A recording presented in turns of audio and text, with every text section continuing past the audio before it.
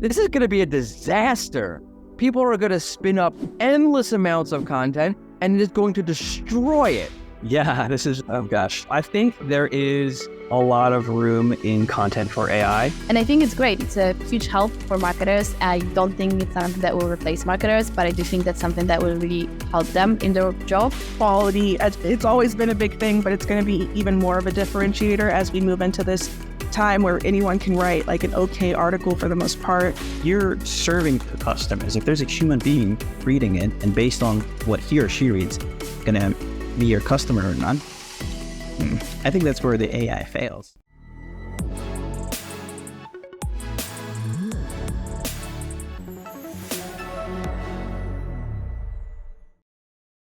What are your thoughts on ChatGPT and generative content in general?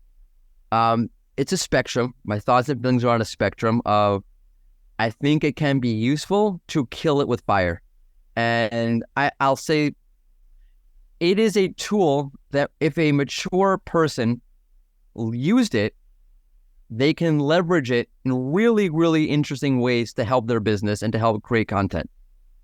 An example I'll use is, I don't know, content about, I use the example all the time and I'm going blank on it.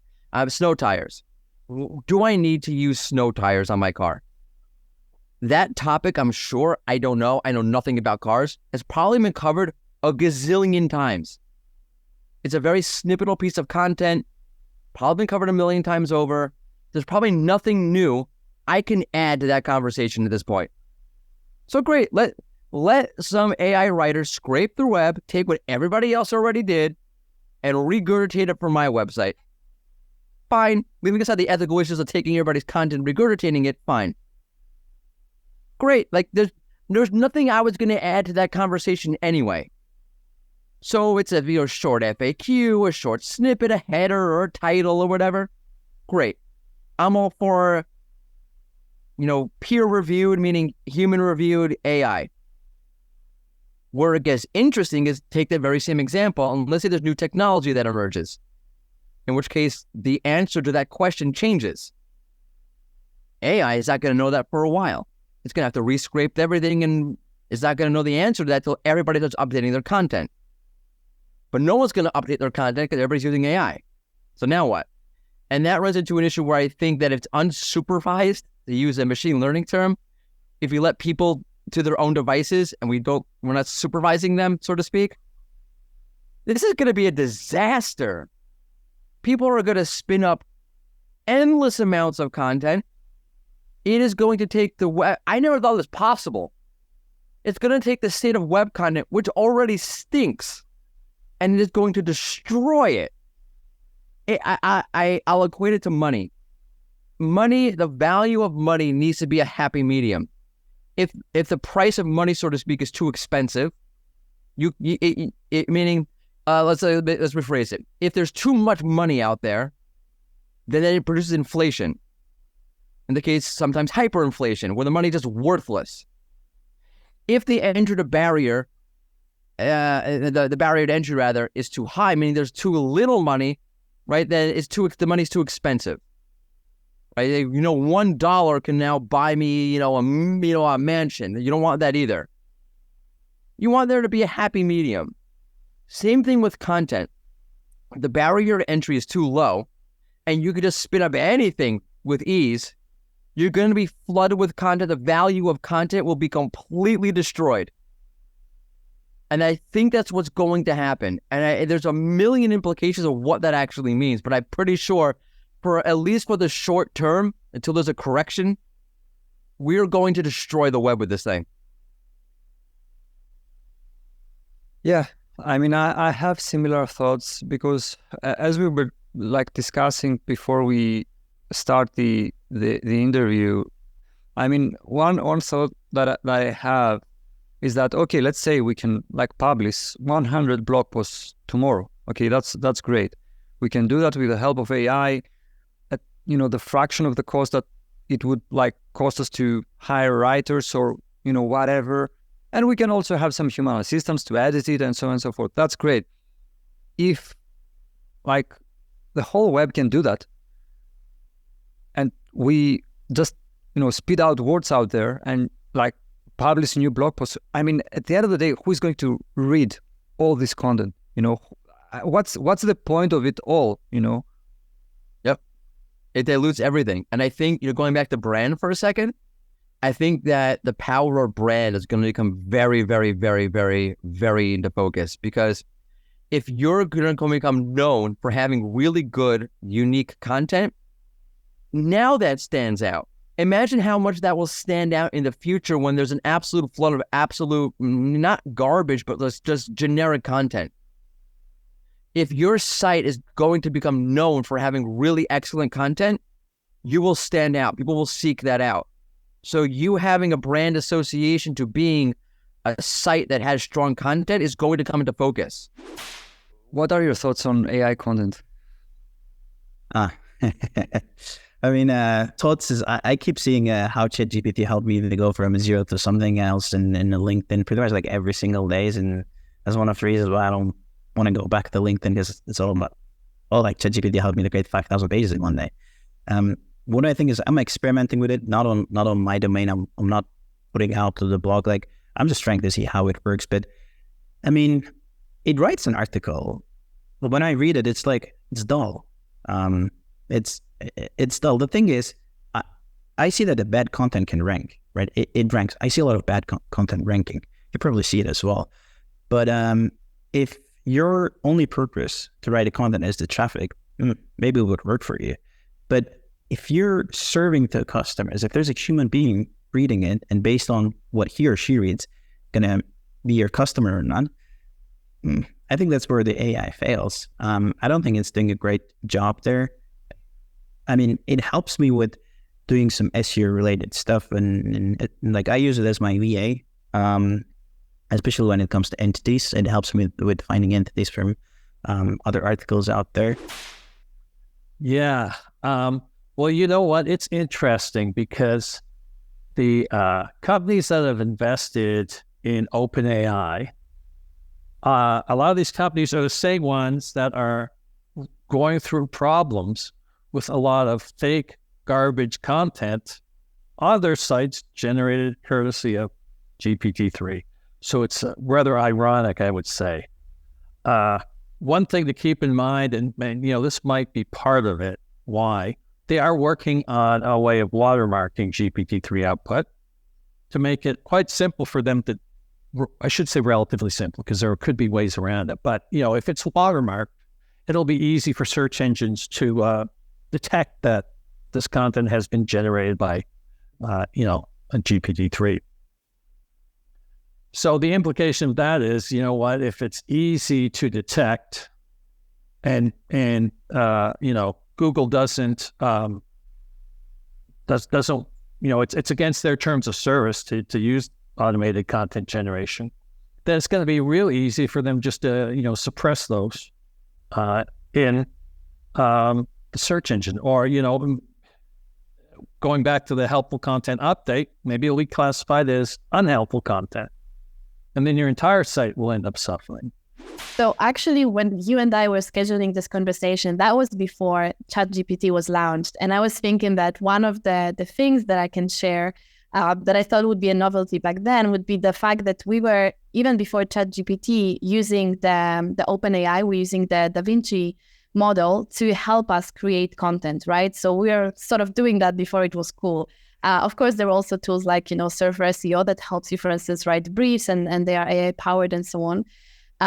And to give you a short answer, yes, we do use AI generated content. It's not fully AI generated. I use it more. I think about it more as an AI assistant more than, something that I just produce. And I can't write articles basically with ChatGPT.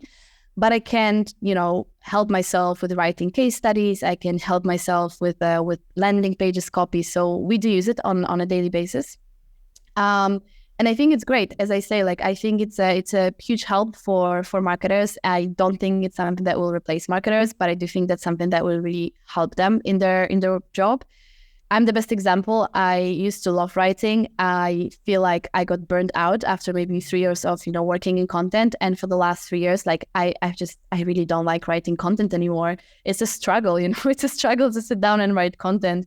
So for me, it's a blessing, that we have those tools and that I can just put my ideas there, edit it a little bit, and then it's just going to, produce a perfect version of a copy for the landing page. But it has to be fact-checked and for accuracy and if everything is as it should be. Sure. So we don't use that for technical content. I wouldn't use it at all for writing about research papers or writing about some computer vision concepts.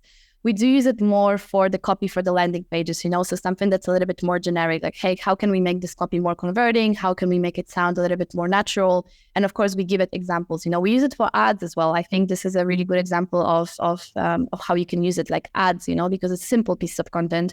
You need a couple of versions of the same ad. How would AI write it differently so that you can have, different copies and write ads in 20 minutes and not 2 hours.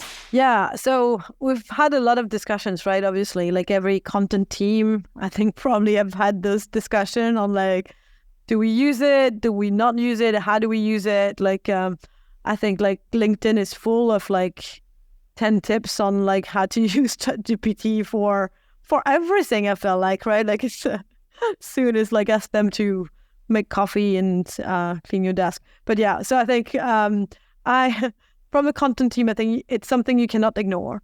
I think it is definitely, I will think that every content marketers out there really need to take a look at it and see how they can use it. I think that we're still at the beginning of it.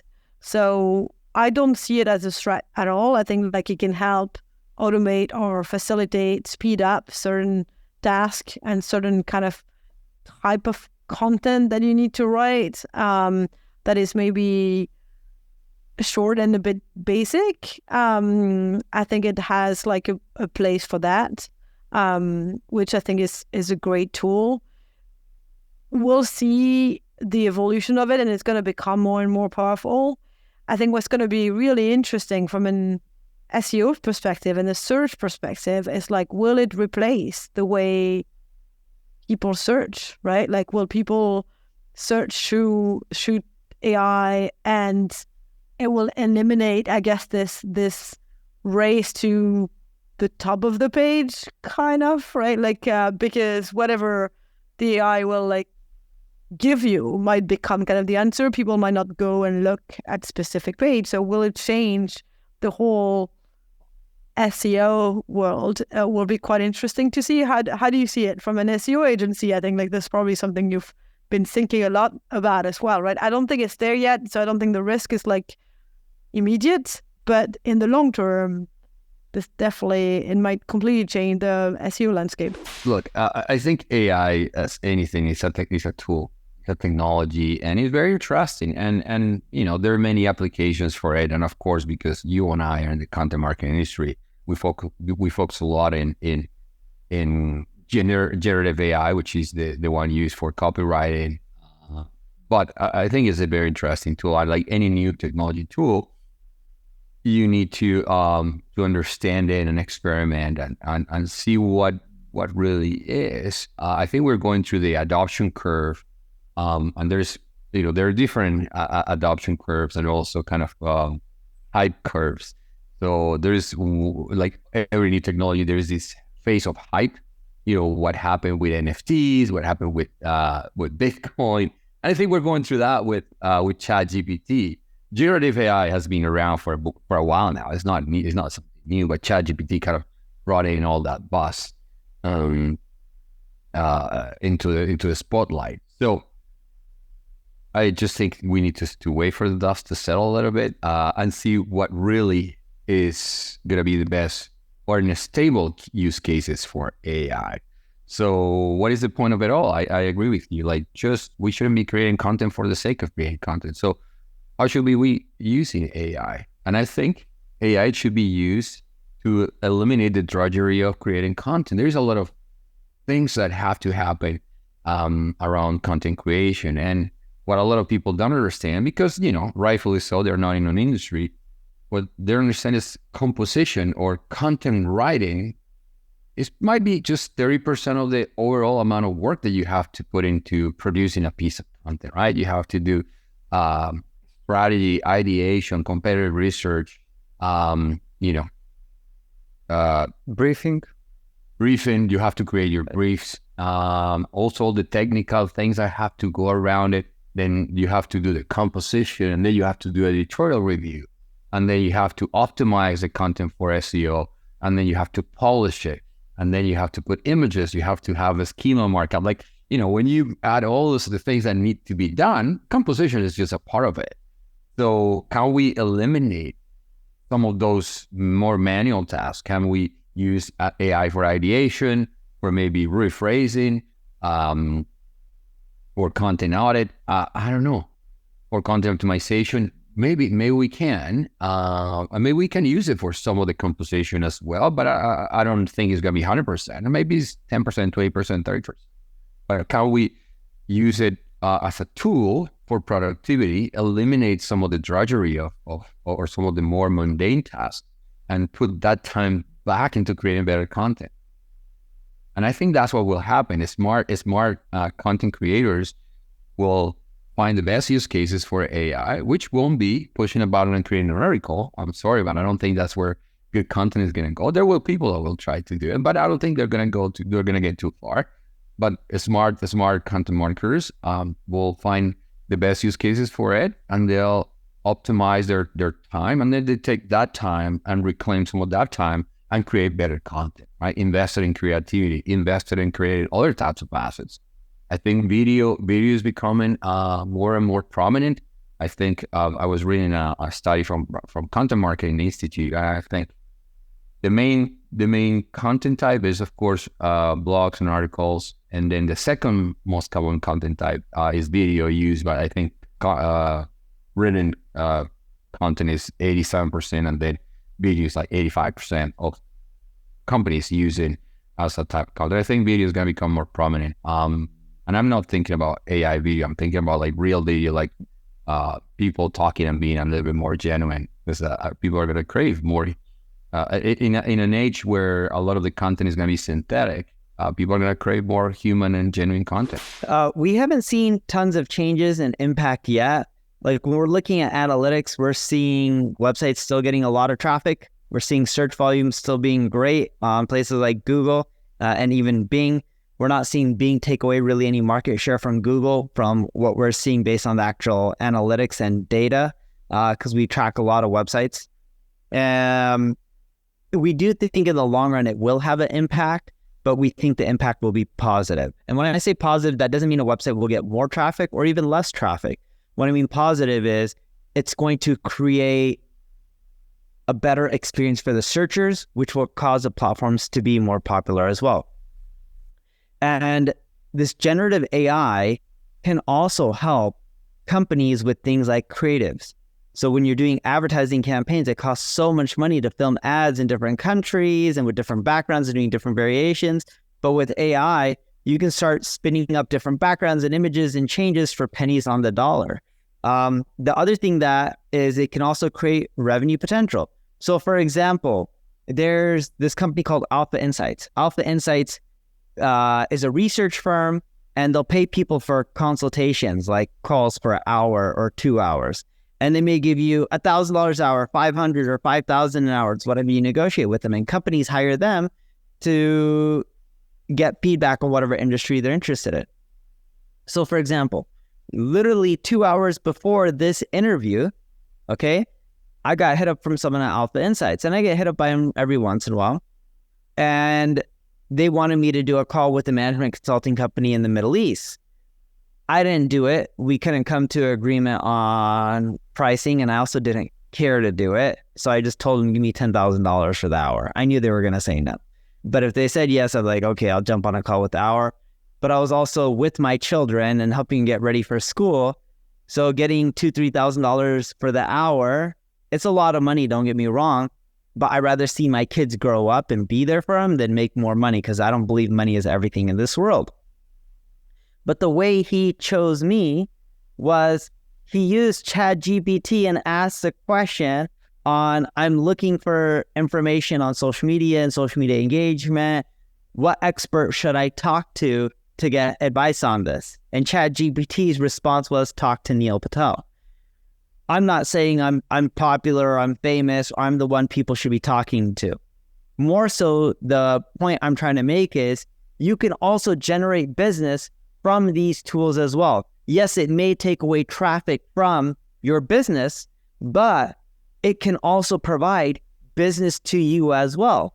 For example, if they ask ChatGPT what agencies I can talk to within these regions, if ChatGPT gave mine as an answer and you optimize for ChatGPT, which creates a new form of marketing, that can also help you produce more income as well. I wonder if they had, this person had been on when she conducted the search, or was that an answer given by ChatGPT based on the data it was trained on? I guess it was from ChatGPT. It was not from B. Yeah. I mean, I get it. I think that's a difficult pitch to make to our clients, at least. That let's optimize for that now, because it's a completely different game, right? It's not about let's optimize for that now. Technically it is. It depends how you perceive that. It's more so let's optimize for all the existing stuff because it produces results. And let's also spend a small portion of the time optimizing for ChatGPT and Bing and Bard when they're using their generative AI. So it's a combination of both. It's a very small percentage that should go to ChatGPT, et cetera, because it's not proven yet on how much revenue you can drive a business. And businesses are ROI based, but there's nothing wrong with spending $10,000 a year, $20,000 a year. If you're a really massive corporation, even $100,000 a year. If you're a company that's doing $10 billion a year in profit, what's spending a few $100,000 a year on some of these platforms and just being prepared? The risk is low. You recently were featured on an article on using AI in your day-to-day tasks as part of your role. Can you talk about the best use cases you've identified so far? I've been using AI more so as like a virtual assistant. It's been a memo-heavy few months in response to all of the news of SGE and whatnot. And so I've been using AI. HubSpot has their own internal ChatGPT alternative called HubGPT. It's essentially ChatGPT, but with some better security restrictions to prevent the leaking of important data and whatnot. So I've been utilizing HubGPT a lot for building out marketing memos, like really the bare bones of it. There's still a lot of human work that needs to be done, but it helps to organize your thoughts. I've been using it, again, in a virtual assistant style to read Zoom call transcripts and give me my takeaways for a meeting if I wasn't able to take notes. So that's how I've been personally using it, but I have seen secondhand a lot of other use cases. For example, we recently started a massive project for multimedia optimization, another response to the March core update.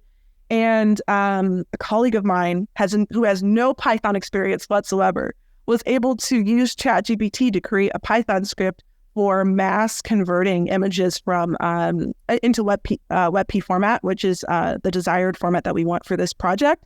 Which I thought her process, she told me it the other day, and I was just so taken aback, like how amazingly simple it seemed. Like she would just ask ChatGPT to produce a certain type of code to do a certain type of thing, would test it out, and be like, okay, this is good, but this isn't good, and then a new iteration would pop up. So I thought that was really interesting. In terms of for the Ian Blog SEO program, we are currently in the process of working to automate about 50% of the instruction writing work that we do when we're doing the Blog Insights reports. And that's being spearheaded by my colleague Josh, who has done excellent work in making it the UX very friendly for this piece. And what we anticipate happening with this, we're piloting it this month, but what we anticipate happening is that AI is going to be in the background doing like 50% of these instructions. And so parallel work is going to be going on where AI is doing its thing. And we are starting to do our own instructions. And this freed up time is going to allow us to be a little bit more, to give our instructions a little bit more breadth, a little bit more context, and most importantly, a lot more focus on those EAT initiatives that I kind of touched on earlier. Would you trust it to write content for the blog? Not blindly. I think the thing with AI is that the barrier to entry for writing okay content has gotten a lot lower. The barrier to entry for scaling content has gotten a lot lower. But with that said, I think quality, it's always been a big thing, but it's going to be even more of a differentiator as we move into this time where anyone can write like an okay article for the most part, or scale their content with okay articles for the most part. So I don't think we should ever get to a point where we're blindly trusting AI to create content for us, but I think it can help get maybe the first iterations or maybe a rough outline out, and then it's up to the humans to really add those differentiating factors of experience, of real data, of expertise into the content. But it's definitely going to help. It's going to be a huge help for sure. Yeah, this is so I think there is a lot of room in content for AI. Personally, with the experiments that I've done and the work that I've seen, I don't trust it to do long form content. And we have a really strong content team here who, we help create briefs. We kind of work with SEO on finding topics and helping write, but the writers are very, very strong. And I think that leveraging AI for things like title tags or meta descriptions is a lot lower risk than full-on content. But I know a lot of folks are just pumping out content via AI, and the only thing that kind of concerns me and what I have to think about in terms of, being responsible for a program at a company is we need to future-proof it. So if we do this cool thing, we may get a lot of traffic early. And then if that goes away, it's a lot bigger problem than us, getting it more slowly over time. So we kind of focus on the long term. We're going to grow responsibly, but we're going to do things the right way. And leveraging generative AI in these workflows, that is something that we absolutely can do. But I really believe that AI content is a double-edged sword. I think it's quick and easy right now, but it can be dangerous. And I think that SEO folks and content folks that leverage AI to do their jobs or to make their jobs, to make them more efficient at their jobs is a lot better than using it to kind of replace them. That's very much aligned with what I have in mind about AI content and what we say to our clients. So I'm glad to hear. I was glad to hear your thoughts on that. What are your thoughts on AI content? I think it will not take our jobs away or support us. I think it can serve as a good help for if you have a creative block you want to write, but I don't think it is what you should be focusing on if you actually want something out of your content. I've tested a couple of here and there, and I've also seen what people have said to be AI content. And for some of them, I think it's quite good, although I don't know if they edited those articles. But at the end of the day, I think it's going to be quite generic, and it's going to be the same as what SEO content is. Like I said, I think it can serve some good purposes, but it's not personally a strategy that I would implement where I would work.